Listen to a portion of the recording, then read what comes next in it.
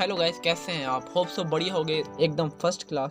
भाई पिछली वीडियो भी थी काइनमास्टर के इंट्रो के बारे में। अगर आपने वो नहीं देखी तो लिंक डिस्क्रिप्शन में मौजूद है, आप वहां से उसको देख सकते हैं।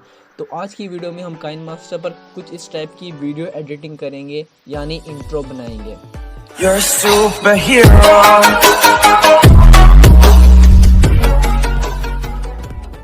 तो भाई आपने प्रीव्यू तो देख लिया। अगर आपको प्रीव्यू अच्छा लगा है तो एक लाइक लाजमी से कर देना।